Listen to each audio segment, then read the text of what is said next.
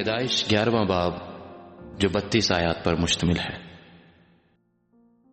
اور تمام زمین پر ایک ہی زبان اور ایک ہی بولی تھی، اور ایسا ہوا کہ مشرق کی طرف سفر کرتے کرتے ان کو ملک سنار میں ایک میدان ملا، اور وہ وہاں بس گئے۔ اور انہوں نے آپس میں کہا، آؤ ہم اینٹیں بنائیں اور ان کو آگ میں خوب پکائیں۔ سو انہوں نے پتھر کی جگہ اینٹ سے اور چونے کی جگہ گارے سے کام لیا۔ پھر وہ کہنے لگے کہ آؤ ہم اپنے واسطے ایک شہر اور ایک برج جس کی چوٹی آسمان تک پہنچے بنائیں، اور یہاں اپنا نام کریں۔ ایسا نہ ہو کہ ہم تمام روئے زمین پر پراگندہ ہو جائیں۔ اور خداوند اس شہر اور برج کو جسے بنی آدم بنانے لگے دیکھنے کو اترا، اور خداوند نے کہا، دیکھو یہ لوگ سب ایک ہیں اور ان سبوں کی ایک ہی زبان ہے۔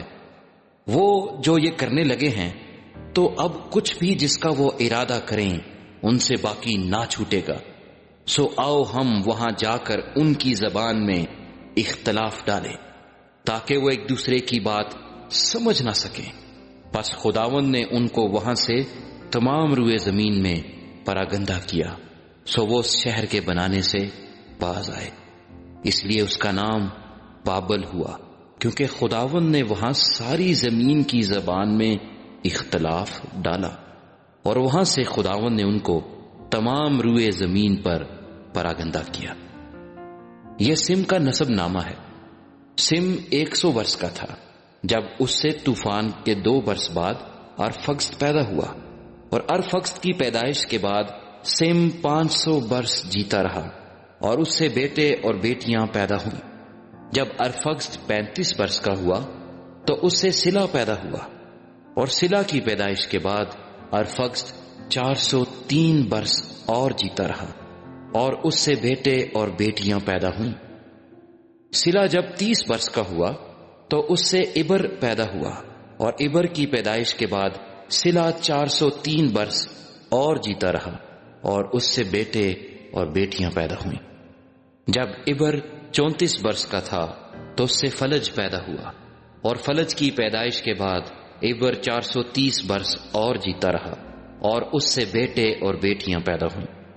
فلج 30 برس کا تھا جب اس سے رو پیدا ہوا، اور رو کی پیدائش کے بعد فلج 209 برس اور جیتا رہا، اور اس سے بیٹے اور بیٹیاں پیدا ہوئیں۔ اور رو 32 برس کا تھا جب اس سے سروج پیدا ہوا، اور سروج کی پیدائش کے بعد رو 207 برس اور جیتا رہا، اور اس سے بیٹے اور بیٹیاں پیدا ہوئیں۔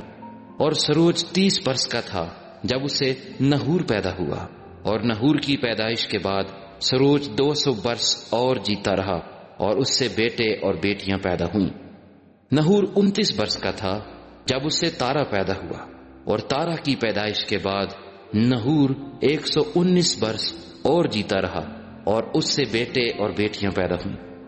اور تارا 70 برس کا تھا جب اس سے ابرام اور نہور اور ہاران پیدا ہوئے۔ اور یہ تارا کا نسب نامہ ہے۔ تارا سے ابرام اور نہور سے ہاران پیدا ہوئے، اور ہاران سے لوط پیدا ہوا، اور ہاران اپنے باپ تارا کے آگے اپنی ذات بوم یعنی کسبیوں کے اور میں مرا۔ اور ابرام اور نہور نے اپنا اپنا بیاہ کر لیا، اور ابرام کی بیوی کا نام ساری اور نہور کی بیوی کا نام ملکا تھا جو ہاران کی بیٹی تھی۔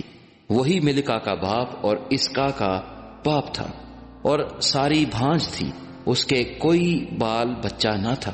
اور تارا نے اپنے بیٹے ابرام کو اور اپنے پوتے لوط کو جو ہاران کا بیٹا تھا، اور اپنی بہو ساری کو جو اس کے بیٹے ابرام کی بیوی تھی ساتھ لیا، اور وہ سب کسبیوں کے اور سے روانہ ہوئے کہ کنانیوں کے ملک میں جائیں، اور وہ ہاران تک آئے اور وہیں رہنے لگے۔